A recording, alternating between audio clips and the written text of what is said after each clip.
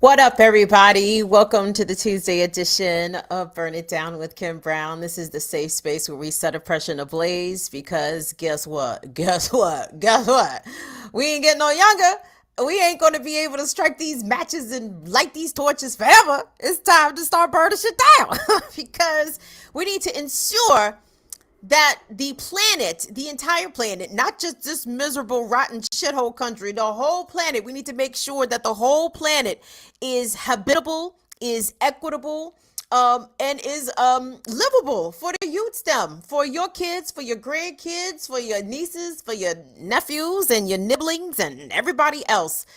The planet needs some sort of reconciliation, and I think it is going to be imperative upon radical people to help bring that to bear. Listen, everybody, I know y'all see me in my stunner shades. Yes, I'm in my stunner shades because I did not feel like putting on any makeup today. I put on lipstick because, I'm a middle-aged woman, and that is required of me to at minimum do that. But I said, am I putting on a face? Nay, nay for a whole face today. So I probably will take off these shades hither and thither so I can read because I can't really fucking see out these joints. But I just like the way they look. I just like the way they look. So you know how it goes. I see Northern Witch in the astute way that she always seems to do, has been one of the first to jump on board. So, guys, in case you had not noticed, we are doing a softish launch of our memberships of the YouTube community here on Burn It Down with Kim Brown. So, basically, here's what that means. If, for reasons, whatever the reason, for reasons, if you have not signed up to be a patron for whatever reason, now you can participate in some of the patron now slash YouTube member only content that we have already offered and that we are going to be rolling out throughout the months of September and October and more going forward. So if you want to join the channel as a member via YouTube, and some people like myself are just very reluctant to go and create new accounts all willy-nilly. So if you already transact business, I suppose, through YouTube slash Google, to support the channel in this way is just an easier way to do that if creating a Patreon account is something that, you just did not feel like doing, which you are totally entitled to not feel like do. So thank you so much to D Northern Witch, our baby girl, for supporting the channel as she always does. And of course, D, you are our first member, so thank you so much for that. And listen, we always appreciate free support here at Burn It Down with Kim Brown. I mean, duh, if you got a little bit of Skrilla to share and to support this Black woman-led media channel here on YouTube, certainly we appreciate that. But if not, you can just give the video a like. You can come through and subscribe.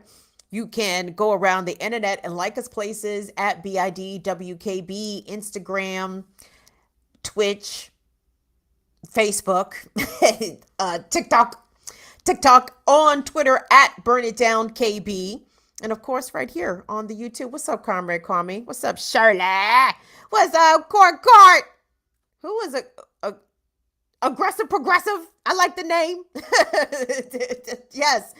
God damn it! If the progressives were more aggressive, they would be more lovable. Yes, instead of annoying. So I like that name, Aggressive Progressive. Welcome. Leah, thank you so much for showing up, my dearest. We appreciate that. Mo Man, come through. Donnie, Afraid Not is in the building. My niece Alicia's in the building. I'm very excited. I really like these glasses, y'all, but tell you what, at the Around the Fire Disability Support Chat, which is next Monday, September 12th, 5 p.m. Eastern. Shout out to Anna Hart and Mama Lorraine. I'll tell you how. I tell you how these glasses got crooked. But anyway, speaking of, because there's a lot of shit in the news. And guys, when Moses was in Pharaoh's land, Moses said, let my people go. My people have been marooned here in fucking Babylon. And our enslavers and our oppressors are determined to smite us by any means necessary. They will pick us off one by one, utilizing the police, They will throw us behind the wall and hope that harm befalls us, or they will do as we have seen here in recent weeks and clearly in recent years, going back to Flint, Michigan. But we have seen specifically black folks be affected disproportionately by crumbling infrastructure, particularly as it pertains most recently to the water. Now, obviously, climate change helped to exacerbate the flooding of the Pearl River down there in Jackson, Mississippi. Yes. And there's that. but the historical and generational disinvestment in the infrastructure of Jackson to help shore up for situations exactly like this, when the river goes beyond flood stage, and the water treatment system, which had suffered a lot of disinvestment, also is just simply unable to handle the task, right? So the quote unquote good news that came out of Jackson today is that all residents allegedly had their water service restored. Water pressure was apparently up to snuff, but as it stands right now, the water is still not safe to drink. And despite Governor Tate Reeves announcing at a press conference, was this yesterday or day before, that Jacksonians could now safely shower so long as they don't open their mouths, then that don't sound like a safe shower, my guy. What if you have a cut on your body? If the water is not safe enough for you to open your mouth, I suppose, then if you are bathing and for some reason you have a nick or a scratch or a cut, I would imagine the water's not safe to hit your actual skin and flesh. So we're going to take a quick peek into Jackson, but I just wanted to just preface this by saying it's not just Jackson today. It is not just Jackson today. New York City, black residents in the East Village are dealing with an arsenic poisoning of the water. And in Baltimore City, shocker, shocker, in the black neighborhoods in West Baltimore, Sandtown, Winchester, Harlem Park, some of those neighborhoods should sound familiar to y'all, even if you are not DMVers or Baltimoreans. It's just a real coincidence. It's just a real coincidence how simultaneously in the United States, there are three mostly black places. We can debate about New York, but the specific area in which we are going to be taking you guys to check out this story out of the East Village, it is absolutely a black and brown apartment complex or housing development, no doubt.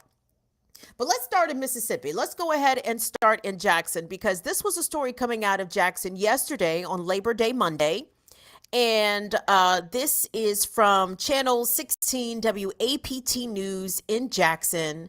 And the reason I really like this story, and also, I'm going to kind of use this segment talking about, obviously, the intentional poisoning of black people, even if some might even want to argue, well, the governor of Mississippi didn't plan for there to be historic rains and for there to be historic flooding and this, that, and third. Okay, that's cool. But guess what? He knew the water treatment plant wasn't up to snuff. He knew that shit wasn't going to cut the mustard.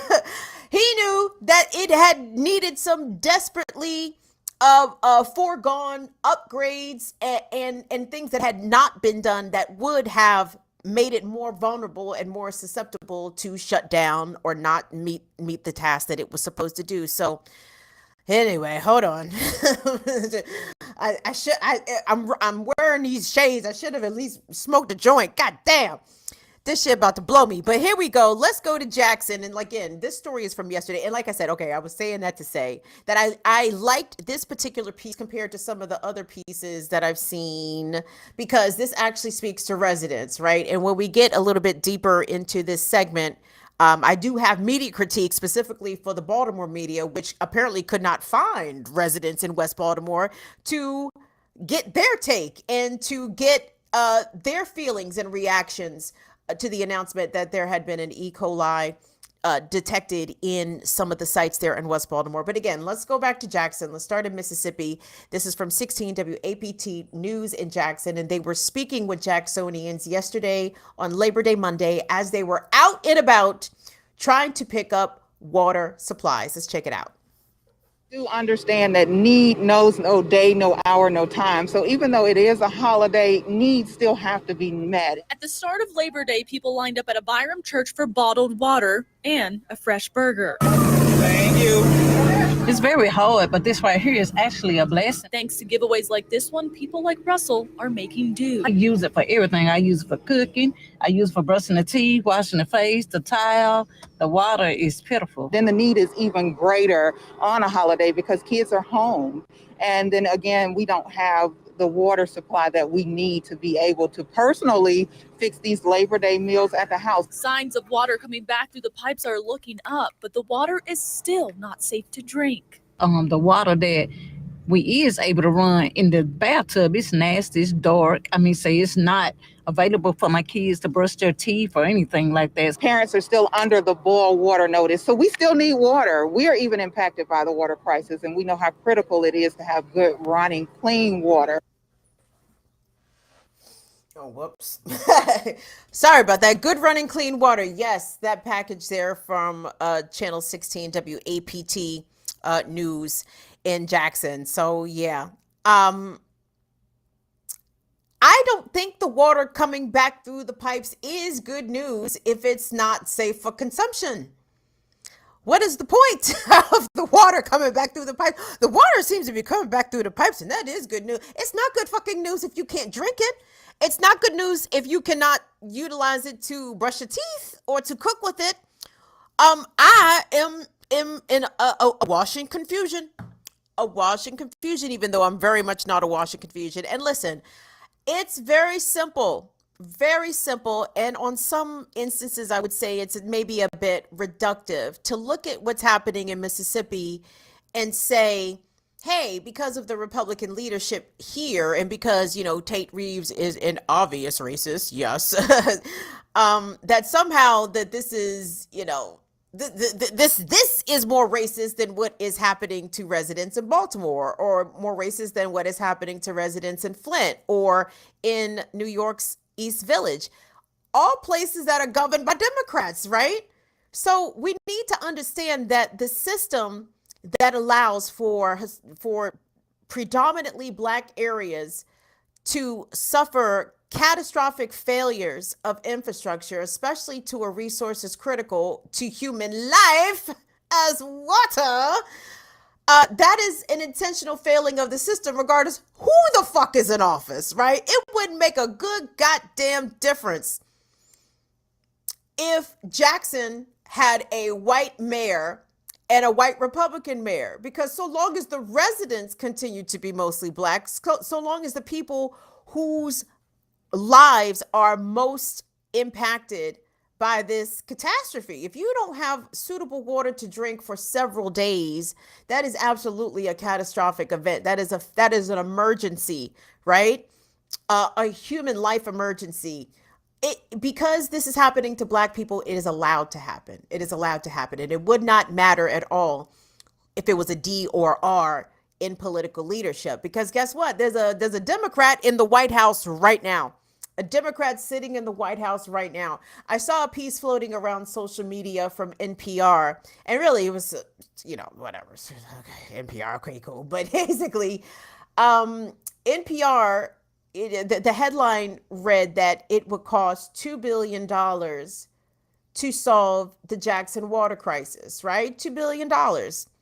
That is chump change compared to what this Department of Defense and the Pentagon spends on a daily basis.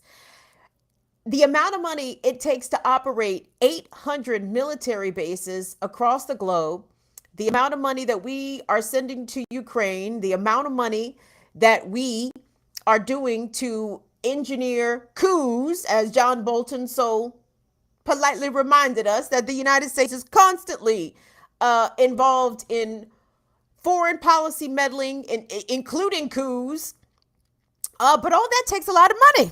All that takes many billions of dollars on a daily basis, on a weekly basis. And for reasons, the Democratic elected president, the Democrat that is sitting in office right now, would rather spend those monies to keep that military industrial complex running smoothly rather than doing the necessary investment that it would take to give people in Jackson, Mississippi, clean drinking water. And the priorities from this White House are very clear. So I don't really make much distinction between Joe Biden and Tate Reeves because I don't give a fuck what your intent is. The outcome is still the same. The outcome is still the same. This is not happening in predominantly white communities in Mississippi. And I'm not, and again, not to say that white communities, poor white communities are not affected by failure of infrastructure and neglect of their infrastructure. They are, but not in the numbers that black folks are. Not in the numbers that black folks are. So that's Mississippi, starting down in Mississippi. So let's take it up top. Let's take it up north. Let's take it to the East Village. Okay? So we won't get into, oh, the South is just neglecting the black people and No. In New York City, it don't get no bluer than New York City. I guess NYPD back the blue. That's how blue it gets in New York City. That's how it gets in New York City. But no. Democratic stronghold, New York City. Also, poison in its Negroes, allowing for historical neglect, disinvestment, whatever you want to call it, absolute abject indifference to the quality of human life. You guys are going to see this. And let me give credit to the news agency. This is Pix 11 News, PIX 11 News. Again, I appreciate local journalists. We can have a conversation about the politics and the news philosophies of some of these specific TV stations in your respective hometowns. And that's a conversation I'm willing to engage. But, I appreciate when they talk to fucking people. I appreciate when they actually talk to the people affected, not the officials there to give spin, not the officials there to give their little bullshit excuses as to why they have abjectly failed at their job. No, I want to hear from the people that are most impacted by this failure of government and failure of leadership by the Democrats in this instance. So let's go to the East Village again. This is from Pix 11 News, and they got lots of things to say about the NYCHA. Let's check that out. Residents have been lining up here outside the Jacob Reese houses all day to get 2 cases of bottled water ever since the alarming news that arsenic was found in the drinking supply here at this specific complex. Now just the latest in a long list of health concerns affecting tenants here at NYCHA. They did not give a damn about me or my kids. Frustrations and anger boiling over in the East Village as the city told tenants at the Jacob Reese houses traces of arsenic was found in their water supply Friday. When we determined that there was a slight detection, we made sure that he came in and he did the proper testing. Mayor Adams got an earful from residents, says crews began handing out bottled water. They've been told not to consume any from their faucets until further testing can be done. You're drinking that water every day, it's going to affect you. And now I'm scared. I'm going to go to the doctor because I've been feeling I have a stomach ache. I've been having headaches. It's very scary for us, especially my premature daughter right here. She's sickly and they know that. It's on paperwork in black and white. And I put in my transfer for us to leave because they kept turning off our water. We had no water the whole summer. It's the latest water trouble for the NYCHA complex. Look at this. Last month, Pix 11 News exposed cloudy water coming from the tap, which had since been fixed, and officials say is not connected to the latest water woes. We don't know how long this was going on.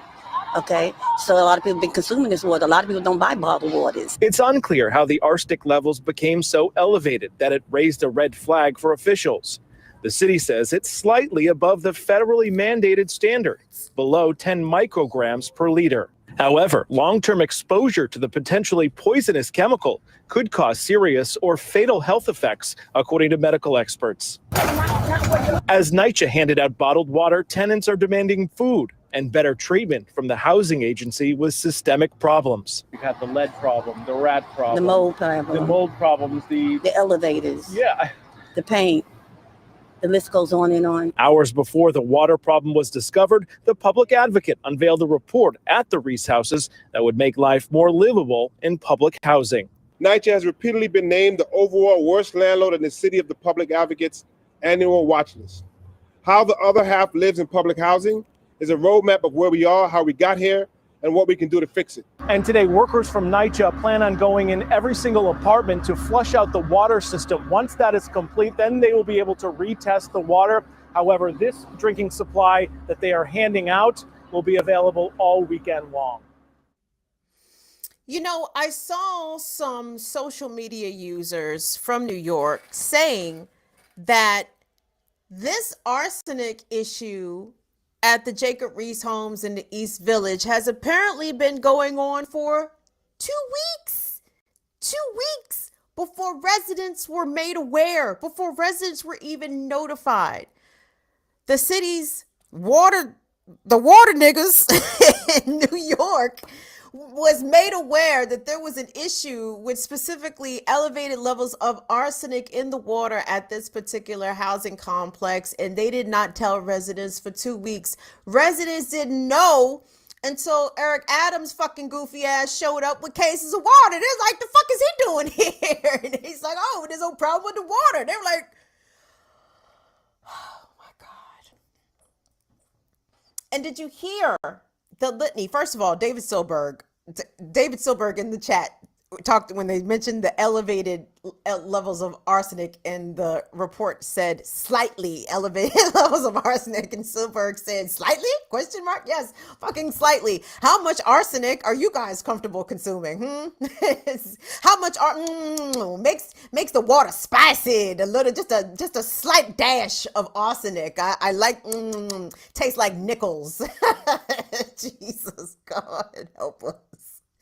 Help us. Did you see the residents, you guys? The woman talking about her premature baby consuming that water, heartbreaking. The elders there consuming that water, heartbreaking. Those people whom you have to know have to be dealing with some sort of chronic illness or long-term condition from living in those kinds of conditions, probably made them sick if they are, or if they weren't already sick, and if they were already dealing with some sort of chronic condition, living in those conditions clearly exacerbated it, made it worse. You hear the reporter asking the resident there, he was like, yeah, we got the rat problem, we got the mold problem. She like the elevators. Yup, the elevators. The paint, I'm assuming lead paint or some higgy haggle with the paint. Yes. This is what Democrat racism looks like, right? For those who may not know, for those who think that it's only the Republicans that are there to try to subject people to cruelty and to neglect, into extinction or genocide by indifference. Nope. Democrats are extremely good at this. They are extremely good at this. They excel at this on the local level, state level, federal level. But this is, again, intentional, and it is systemic that Black people are subjected to these conditions. This is a way of either killing us, making us too depressed to live, shortening our life expectancy, giving our children incurable maladies, from learning disabilities to respiratory illnesses to all kinds of things, that children who are subjected to environmental contaminants and pollutants, basically environmental racism, the things that they will carry with them into adulthood. Y'all, this shit is not by accident. Nope. This is intentional. This is genocide by apathy. And this is what the Democrats excel at. And I want us to take it to Baltimore. Baltimore, again, a longtime Democratic stronghold. Residents over the weekend, I believe this started on Friday, the news began to come out of West Baltimore, Sandtown, Winchester, Harlem Park area. Why do we know Sandtown, class? For my non-DMVers and my non-Baltimoreans, Sandtown is where Freddie Gray was killed. Why do we know Harlem Park, everybody? Remember the episode we did on the death of Sean Suiter after Sean Suiter was killed, in my opinion, by Baltimore police. Baltimore police locked down the Harlem Park neighborhood of West Baltimore for several days, allegedly looking for Sean Suiter's killer. They should have looked at the goddamn police barracks. But anyway, so we know these areas of West Baltimore. Even if you're not from Baltimore, you know these areas of West Baltimore. And you know these areas of West Baltimore are always subjected to some fucking bullshit. And it's always some shit that white institutions were supposed to do, and they got blackface agents running interference, and it's always the poor black folks that end up bearing the brunt of the nonsense. So this was the case in Baltimore starting Friday. There were reports that E. coli and total chloroform, I believe, were found in water samples. And the reason I'm not playing a Baltimore area TV package is for a very specific reason, because every single package I looked at, and let me be in the interest of fairness and full disclosure, I did not look at Fox 45 just because I assumed that Fox 45 would be Fox 45 in the fucking situation. But I looked at WJZ 13, I looked at WBAL, I looked at WMAR, and every single package I saw from these local TV stations talking about this shit, the main thing they all kept coming back to was the fact that there were 2 police precincts and a firehouse within the impacted area of this water contamination. They also going on to say that there were 1,500 commercial and residential buildings in the impacted areas. But what none of the reports that I saw said was how many people does that equal, right? It was a lot of concern about the police precincts and the firehouses. The gag is, here's the gag about that. The gag is that a majority of Baltimore City police and a majority of Baltimore City firefighters do not live in Baltimore City, okay? So even if the police precinct and the firehouse were impacted by this water contamination, them motherfuckers can go home, okay? They can go home and get in the shower. They can go home and wash their produce. They could go home and open up the tap and fill up a nice glass of water and not have to be concerned. It is the actual residents, the people that live in these areas, that I give a fuck about. And I did not see from not now one of these local TV stations the actual number of people. You can give me a number of buildings, that's cute and that's fine. But out of those 1,500 commercial and residential structures, I'm going to throw out, let's say 1,000 of them are houses, right? So let's say they're multi-occupant dwellings. So we're literally talking about thousands of people here, thousands, potentially thousands of people. But local Baltimore media, in true local Baltimore media fashion, also does not give a fuck about Black Baltimore, a majority Black city. And I saw very few perspectives from actual residents in the area. I saw a lot of clips from the press conference from the head of the DPW, Department of Public Works. I saw Brandon Scott out there flapping his gums, the mayor. I saw a lot of official response. I did not see a lot of local resident reaction coming from local Baltimore television, and I was very disappointed to not see that, but it was very predictable and to be expected. But let me give you guys the heads up. So let's go, if we could, Will, let's go to that Baltimore piece, that the one that has the E. coli in the headline, where it says E. coli found in water in West Baltimore.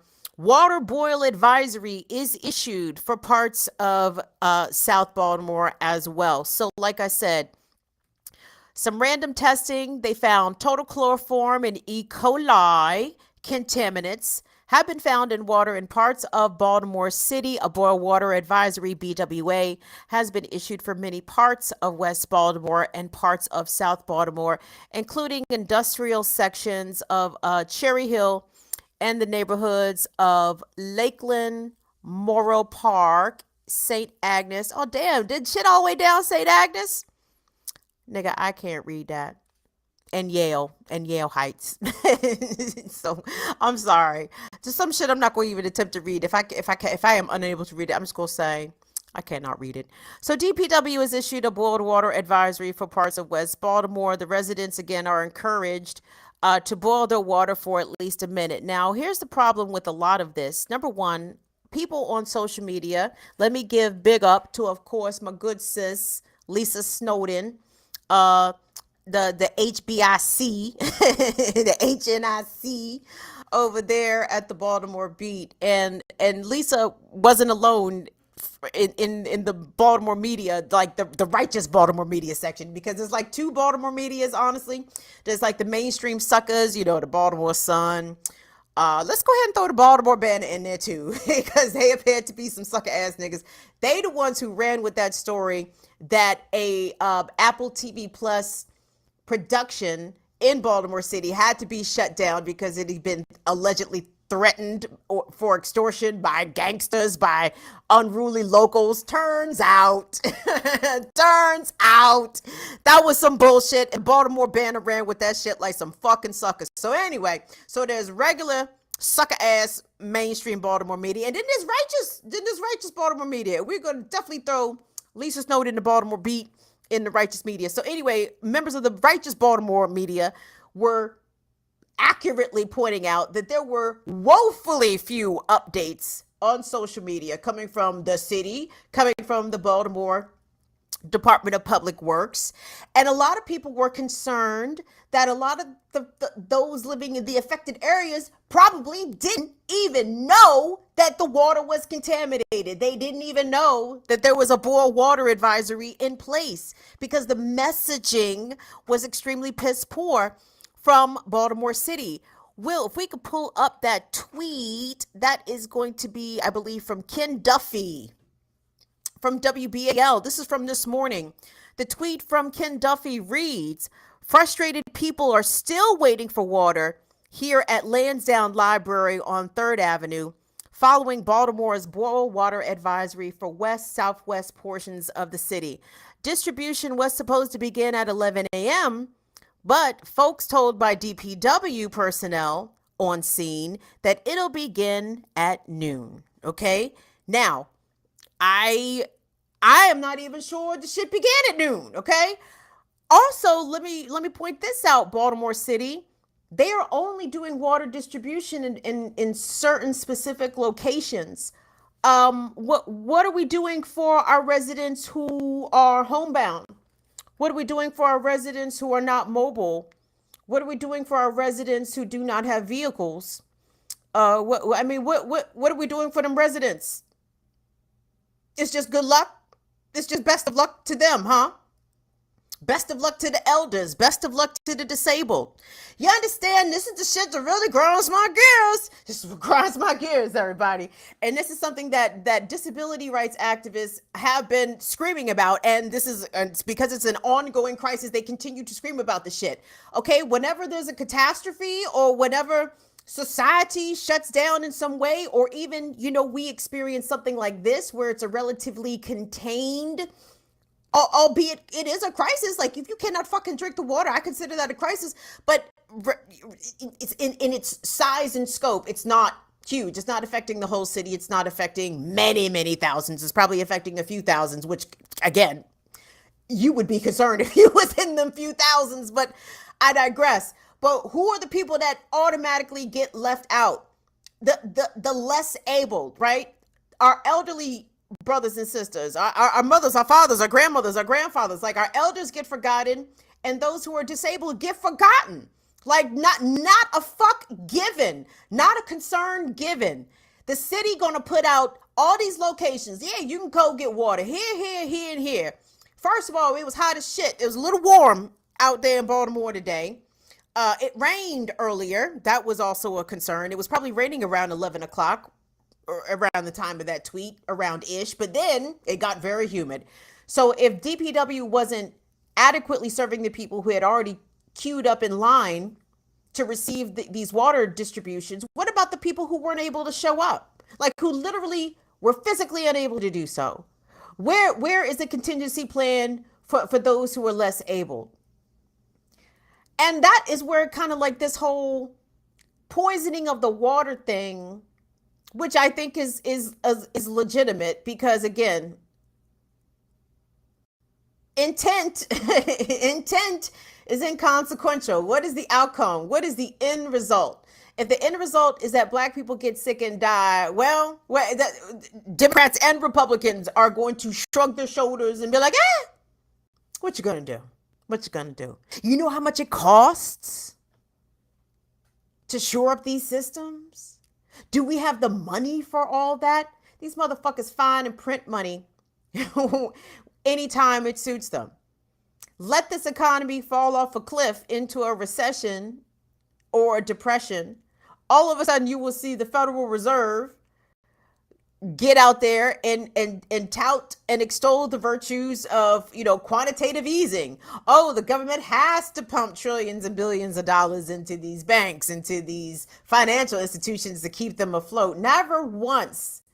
Where's the pumping of the billions of dollars specifically into Mississippi to make sure that the water treatment facility is up to par and ready to deal with the increasing stresses of more intense storm with heavier rainfall? Where are the levees being built to make sure the Pearl River doesn't top its banks?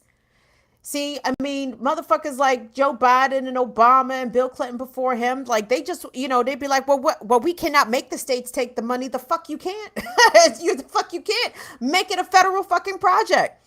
You understand? Like, I'm so tired of Democrats being in power and act like they can't do anything.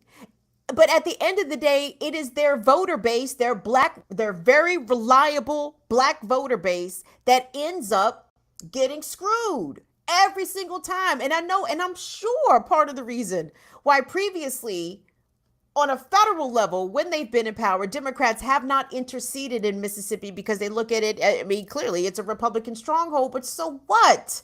So what? People are there suffering. Black people specifically are there suffering. Intervene. Don't ask the governor, the Klansman, the senior Klansman. Don't ask that motherfucker to please help his black residents. You go in there and help them. And stop acting like you can't. Make me so goddamn mad, Mo Man. Luke Kang! Luke Kang! You go around smacking niggas, I swear to God. Shit made me so goddamn mad. So, again, and let me collect myself and figure out the best place. And I'm sure you guys have, I hope you've already seen ways, I hope, in which the community can offer some sort of mutual aid to Jackson, though I'm not even really sure what we can do, but I'm sure there are people there on the ground who have lots of suggestions for us to do things. So unfortunately, I don't have that in front of me present. My apologies for that. But I definitely encourage you to please look in your networks, look on your social media feeds, look specifically for people in Jackson. Fuck the Red Cross. Unless it's blood.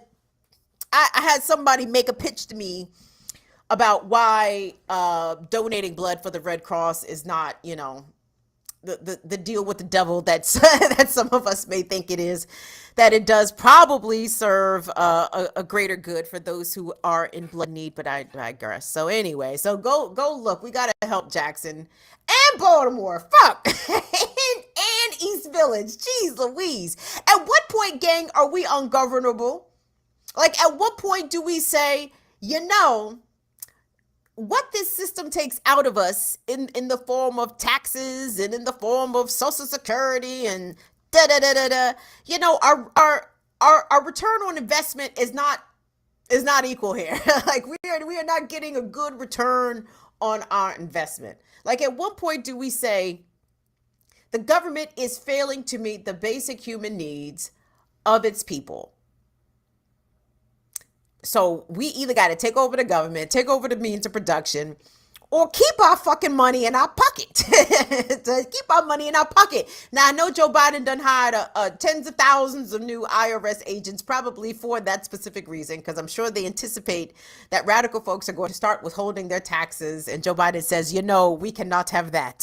So we're gonna make sure that the IRS is fully staffed and ready to go to start auditing all you middle to low to poor income folks who are fed up with the government just allowing conditions to continue to deteriorate into damn near uninhabitability. So there's that. Let me take a little pause here for the cause. Did y'all let me rant? Did I ramble seriously for 42 minutes about that?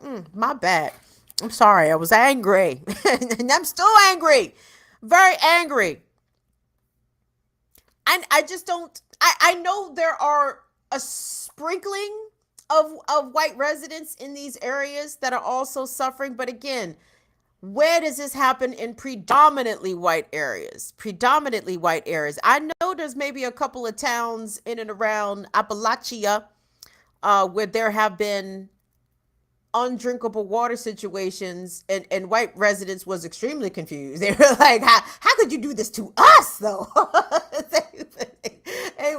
They was deep and confused. I was confused for them. I said I did not even know that they did that to y'all, that they would do that to y'all. But yeah, there's some towns, some places, especially around where they're fracking, Pennsylvania, New York State, Colorado, Oklahoma. Yeah, they doing white folks dirty out here too, but they're not doing the same numbers. They're not doing the same numbers like they are doing with Negroes. Okay, let me take a little pause for the cause. If you have not already given the video a thumbs up, please take a moment to do so. And Will, if you could we go to the top of the doc? And if we could please put up this month's Burn It Down with Kim Brown Abortion Support Fund. It's September, gang. And guess what? In most of America, or at least half of America, if you have the ability to get pregnant, you do not have the ability to say, you know what? Maybe this pregnancy is not something that I want to do. It is illegal. And if it's not outright illegal, it soon will be illegal. So here at Burn It Down with Kim Brown, since the Dobbs decision was announced earlier this year, we, in the months since, have been designating different abortion support funds that are grassroots organizations that are on the ground in the states in which they are located, that actually help to provide direct services, direct action for women living in those states who are seeking abortion care. And what that involves a lot of times, and let me just say this really quick. So this month for September, our Mali, our reproductive justice correspondent, yes, Mali has selected the Arkansas Abortion Support Network, which is great. I have a connection to Arkansas. There is buku Negroes in Arkansas. If you've never been to Arkansas, I know you'd be like, Kim, for real, this nigga's in Arkansas. Yes! There's niggas in Arkansas. Buku niggas in Arkansas. Niggas everywhere in Arkansas, from West Memphis to Little Rock to Pine Bluff to Fort Smith to Texarkana. Niggas everywhere in Arkansas, right? And I'm sure that there is many a black woman, many of a low-income white woman that has discovered that they are pregnant, and that is not the direction that they want to go. And guess what? They've got a long drive to get to a state where they can legally obtain abortion services. So I'm thinking, you guys can you guys visualize Arkansas on the map? Arkansas, you can't go to the west, that's Texas. Can't go south, that's Louisiana. Cannot go north, that is Oklahoma. And to the east there, it is Tennessee and I believe Mississippi. So if you live in Arkansas, you either have to drive to, I would guess, Kansas or Illinois. That's a long drive. That's a really long drive. So what these abortion funds do, what this Arkansas Abortion Support Fund helps to do, is to provide funds for transportation, for childcare, for meals, for gas, for all the things that a pregnant person would need in order to do things to support their health care if they found themselves with an unwanted pregnancy, or a pregnancy in which they are medically unable to carry out the term, right? For a variety of reasons. Latif, thank you so much for becoming a member. You guys are rocking out with that. So anyway, what we do here, Burn It Down with Kim Brown, again, we make you aware that these funds exist in these different places. We, as a channel, will donate $50 per month to these funds. We ask the Fire Fam to just match us $5. That's it. We're not trying to hit everybody over the head. And trust me, these abortion funds are truly grateful for every single dollar that they get. So no amount is too small or too insignificant. All those $5 donations add up to be something very meaningful. And you could be truly making such a big difference in the life of a person who is facing, a situation like this. So this month we are supporting the Arkansas Abortion Support Network. So click on our link tree at the chat box at the top, and our link tree, wherever our link tree is found, and you should be able to find a link directly to this fund. And if you wanted to make a donation, $5 or greater, feel free to do that. But just keep in mind, y'all, pregnant people in Arkansas have got a long ride. That's all I can say. They've got a long ride. So keep them in mind. Keep them in mind. All right, gang. So, Will, I think I'm just gonna go to the last story because it's almost 8 o'clock. I'm getting a little hungry. And I'm a little thirsty. And now this is about to piss me off. I'm sorry. And I apologize. Let me apologize to myself for selecting stories that piss me off. But again, it's stuff I don't bring this stuff to you guys out of salaciousness or anything like that. It's just because the shit has to be talked about. Like, so let me give everybody a trigger warning, and let me preface my trigger warning by shouting out Kelechi Okafor from the Say Your Mind podcast, because because of Kelechi, I am inspired to remember to give or try to be better about giving trigger warnings when discussing traumatic content, right? Because I don't do this for shock. I don't do this for salaciousness or anything like that. I talk about these kinds of things because they need to be fucking talked about. So this is a trigger warning for sex assault and for rape. Okay. Let's put up that article from the LA Times there, Will.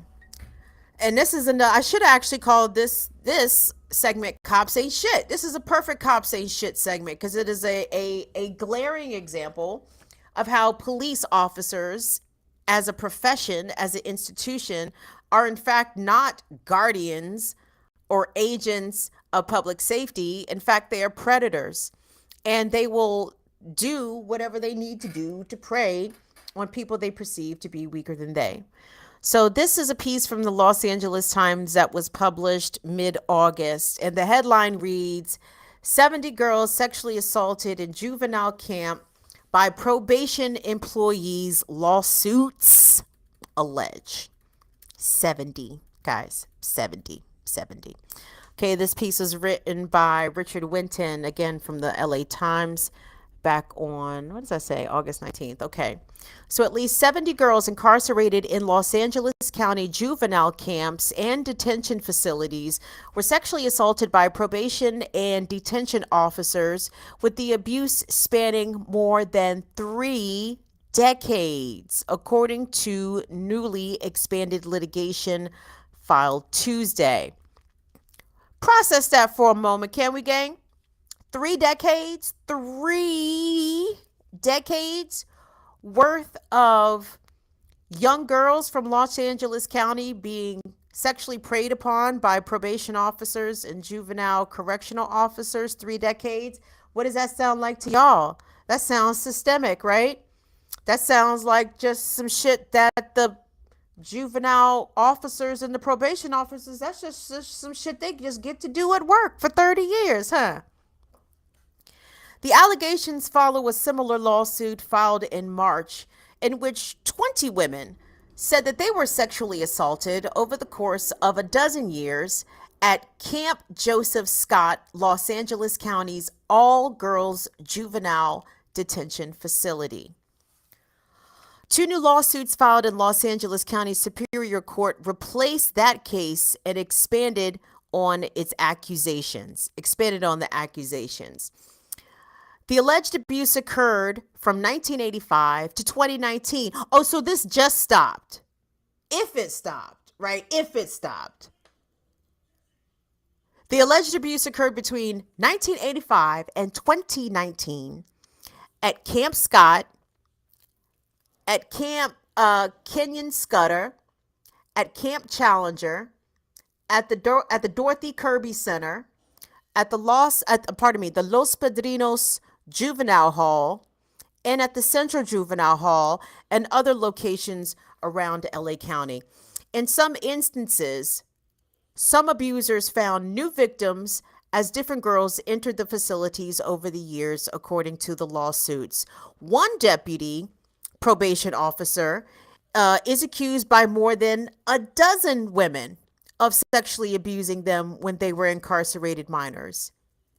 He is one of 4 officers accused of assaulting multiple girls.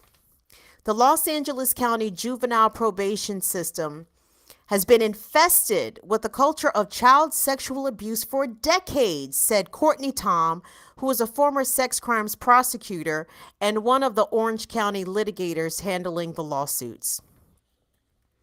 Think about that.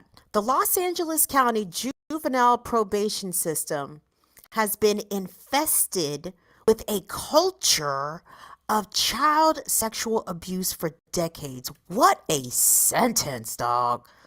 What a sentence. Mind you, these are the people that are supposed to look after the kids, right?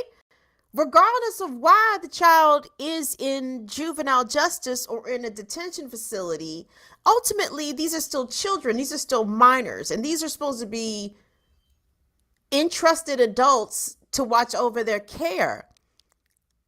And yet for decades, they were sexually abusing them for decades. The piece goes on. Carla Tovar, who is a spokesperson, for the LA County Probation Department, said that the department does not comment on pending litigation. Shut the fuck up, Carla. Useless. A 2010 investigation by the Times found that at least 11 LA County juvenile probation officers have been convicted of crimes or discipline for inappropriate conduct involving current or former probationers, including several cases of molesting or beating youths in their care. There were 102 allegations of officer misconduct involving youths at the county's juvenile halls camps from 2007 to 2010. So over the course of 3 years, there were over 100 allegations of officers either molesting children or physically abusing them.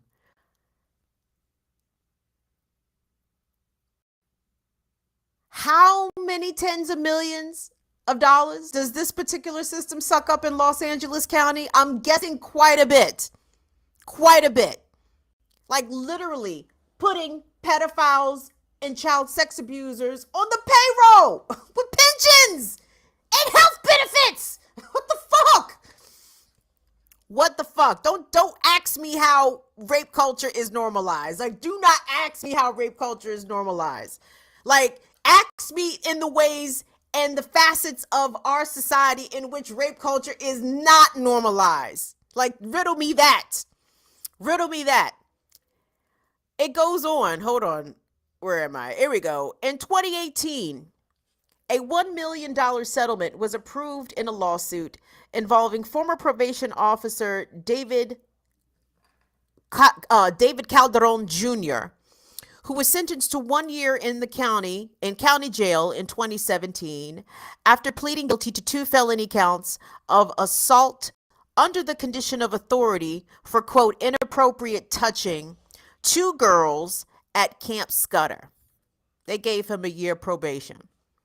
And those are only 2 girls. I'm sure he did worser things to more individuals.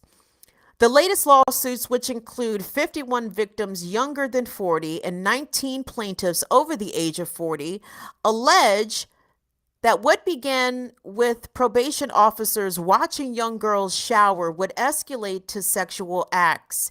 Even after the girls left the camps, many were forced to continue in sexual liaisons, often at motels, for fear of being returned to juvenile hall.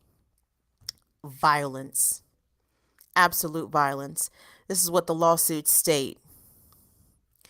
In one case, a deputy probation officer is accused of impregnating a teen, court documents show. Way to go. The alleged abusers were often left alone with female juvenile probationers in violation of county and state policy, without supervision, according to court papers filed in the lawsuits.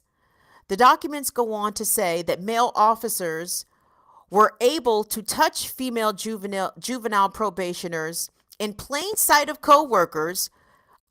They were able to take young girls, quote, alone behind closed doors, and were able to enter unsupervised in their sleeping quarters. So these young women from Los Angeles County who found themselves in the juvenile detention center, juvenile justice system, were basically just served up to all these pedophiles, to what has been described as a regular culture of child sex abuse in the Los Angeles County juvenile probation system. This is horrific. Horrific. Quote, vulnerable children often enter the system because of abuse that they have suffered at home or in the streets, Tom said. The probation system should offer these youthful offenders restorative justice instead of perpetuating the cycle of abuse. In some cases, despite prior allegations and investigations, some of the officers were able to remain as in positions of authority and trust and would find new victims, the lawsuits state. One deputy probation officer at Camp Scott, whose name is Thomas Jackson, is accused of sexually abusing 15 girls. Just 15? Thomas. Was he working overtime? Do you think he got to abuse 15 girls regularly on the clock? Or was that part of his overtime? I mean,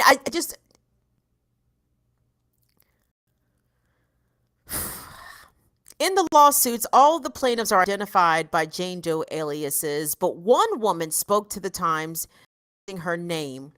The Times usually does not name victims of sexual assault unless they choose to be identified, and this woman did. Her name is Akilah Jefferson. She's 38 years old. Akilah was 16 when she entered Camp Scott in Santa Clarita a second time. Jefferson said that Thomas Jackson began grooming her for sexual favors, providing her toiletries, including soaps and other items that her grandmother couldn't get to her. First, he began touching her sexually, and then eventually assaulted her 4 or 5 times in the laundry room, a guard shack, and a camp office, she said. So, gosh, these young girls were literally being raped on the premises and off premises. So it was just anything goes. So this was basically a sex trafficking operation for these Los Angeles County probation officers and juvenile correction officers. This is disgusting. When Jackson began acting, when Jackson became the acting assistant director of the camp, he ordered her to his office to perform oral sex, she said. When Jefferson was released a second time from the camp, Jackson took her out to eat, shop, and to a rented motel for repeated sexual encounters, court records show. Quote, I always felt I had to go, she said. She told the Times back in March. The abuse continued when she returned to the camp for a third time, one suit alleges. And even after her release at age 18 in 2001, Jackson continued to demand sexual acts. Jefferson said that Jefferson said she was once questioned by probation officials about her interactions with Jackson's. Quote, I told them none of this was happening and stuff like that, so he wouldn't get in trouble. Because he told me that, that he'd go to jail for a long time, she told the Times, adding that Jackson had told her that he had been investigated several times before. Let me drop this link in the chat, and I apologize for reading so much of it, but and trust me, the article does go on, but it just gives you, number one, I do not like being validated in this way. Like, I do not like the fact that the things that I say, and again, my thoughts are not original thoughts about police, y'all. You guys know that. I'm sure y'all have all the same thoughts, right? That cops ain't shit, and these motherfuckers are killing black folks one at a time. They let white mass shooters just rampage and do what they do, and those people are apprehended and taken into custody alive, and no problems there. But, people who have really looked at the culture of policing and understand the ways in which police are. Let me sit up. I'm sorry. I was getting too comfortable reading.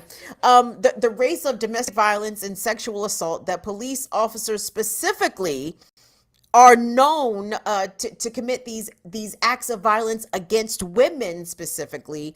None of what I just read should be a surprise to you. And the ways in which the institutions are aware of this behavior, they condone this behavior, they sanction this behavior.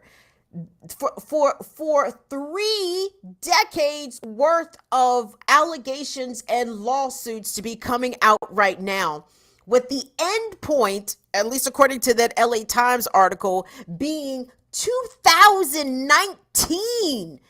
Gang, point to me the portion of this system that can be reformed. I will wait. I will wait. They were hiring nothing but child rapists and sex abusers and pedophiles. And these people were given well-paid state positions in which they were put into positions of authority over children that they were raping and abusing.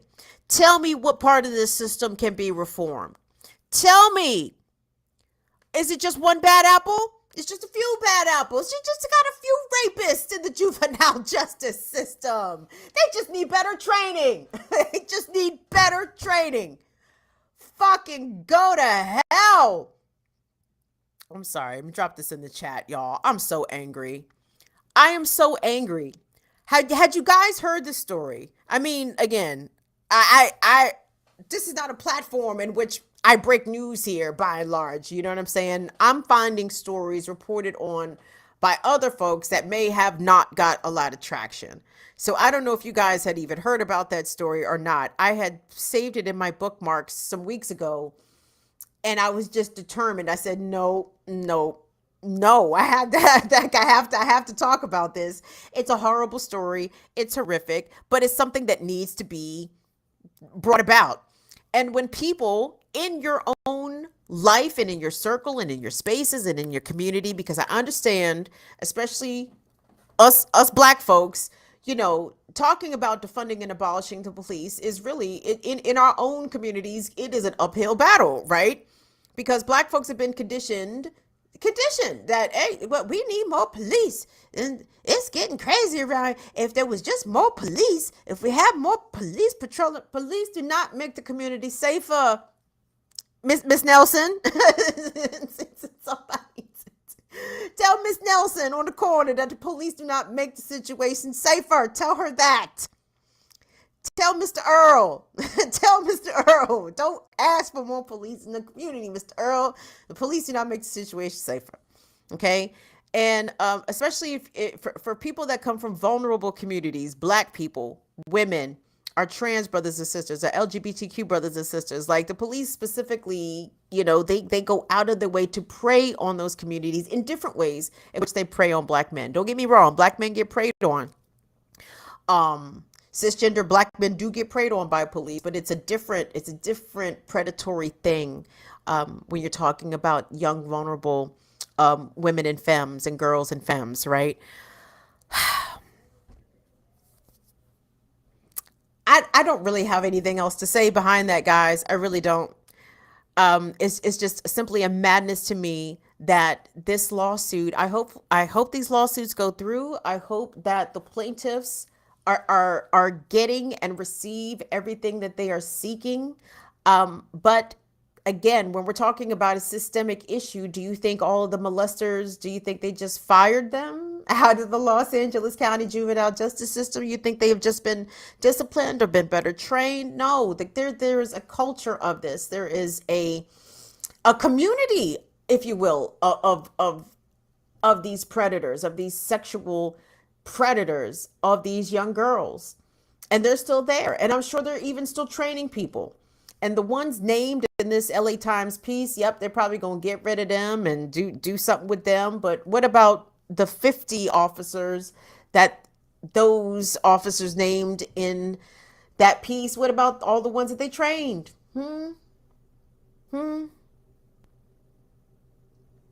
Very sad. Very sad. Anyway, I'm going to get out of here. Who said that? It's not a bad apples problem. That's right. I would like to read your comment, but I don't want to take my sunglasses off to do so because I just, anyway. Crazy weekend, guys. Crazy week. I hope everybody is moving safely out here. Do me a favor. Set it on your calendar. Monday is our Around the Fire Disability Support Chat. We post the link to that on Patreon, so our patrons have automatic access to it. But if you want to participate, either hit up Anna Hart. I was going to say hit up either me or Anna Hart, but I'm going to say hit up Anna Hart because I am not quite resumed checking messages yet. So I don't want to say hit me up. And then you be like, Kim, I hit you up and your dumbass didn't hit me back. And I'd be like, my bad, dog. I'm still ain't checking messages all that tough. So there's that. So hit up Anna Hart, Anna or Lorraine, and they will get you the information. That is going to be Monday, September 12th, 5 p.m. Tune in tomorrow. I will be hosting Status Quo at 5 p.m. Wednesday, and that should be cool. I'm going to talk about some things and then come back here for Burn It Down with Kim Brown on Friday. And of course, Black Power Media, the Remix Morning Show, tomorrow morning, 8 a.m., Thursday morning, 8 a.m. All right, gang, I'm going to push off here. I feel like I'm supposed to say something else and I cannot fucking remember for the life of me. What is the other thing I'm supposed to say? Will, you got any idea? What's the other thing I'm supposed to say, Will? I can't, I swear to God, I can't call it. Shout out to some of our new patrons. You guys are going to get some goodies coming in the mail because we do have like levels and shit for our patrons on Patreon. You sign up at a certain level, we will send you some things. So a couple of y'all got some things coming. Patreon.com/BIDWKB. And if you want to support the channel, Cash App, Venmo at BIDWKB, $BIDWKB, PayPal.me/BIDWKB. That's not the other thing I'm supposed to tell y'all. I mean, I'm just stalling for now. So anyway, fuck it. I can't remember, but that's all right. Anyway, I see y'all tomorrow morning on the Remix Morning Show. Please do not forget, COVID is out here still jumping on people, y'all. Statistics I done seen on COVID say COVID is killing 500 people a day still. 500 people a day times 7 is 3,500 people per week. That sounds like a lot of folks to me. So please continue to mask indoors, wash your hands, social distance. Don't believe these people when they say COVID is over. Send your children to school in the masks, I hope. Because COVID is still out here jumping on people. I guess monkeypox is still out here jumping on people too. They just stopped telling us about it. So on behalf of Will and Molly, thank you all so much for your love and support. Thank you for your new memberships. We appreciate y'all. See y'all later. Bye-bye. Outro.